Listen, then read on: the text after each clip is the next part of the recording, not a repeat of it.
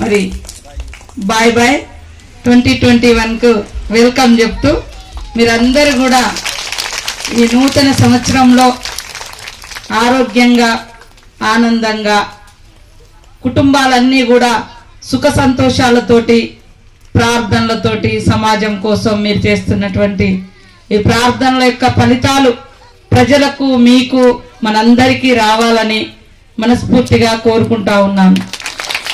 గత సంవత్సరం అంతా కూడా మనకు దాదాపుగా పోయిన సంవత్సరం ఈ టైంలోనే కరోనా స్టార్ట్ అయింది. కానీ మన ప్రజలకు తెలిసేసరికి జనవరి నుంచి చైనాలో ఈ జబ్బు వస్తే మనకు వ్యాపించినప్పటికీ కూడా ఈ జబ్బుతో మరణిస్తున్నారు లేదా ఈ జబ్బు వచ్చింది కరోనా అనేది మనకు తెలిసేసరికి చాలా టైం పట్టింది. అది మార్చి నుంచి దాదాపుగా ఇప్పటికీ 9 నెలలుగా మనం అందరం కరోనా భయం గుప్పిట్లోనే బతికినాం.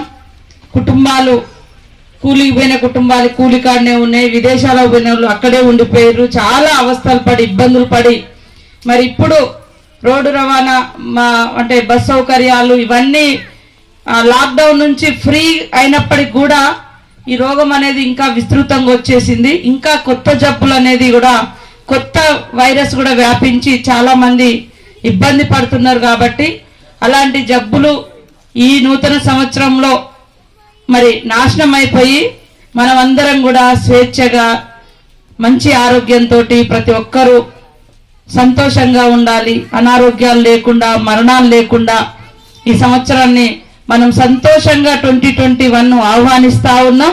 2021 ముగించేంత వరకు కూడా అందరూ సంతోషంగా కుటుంబాలతోటి పిల్లలతోటి బంధుమిత్రులతోటి చుట్టుపక్కల వాళ్ళతోటి కూడా మరి సదాభిప్రాయాలతోటి సంతోషాలతోటి గడపాలని కోరుకుంటూ అందరికీ నూతన సంవత్సర శుభాకాంక్షలను తెలియజేస్తా ఉన్నాను.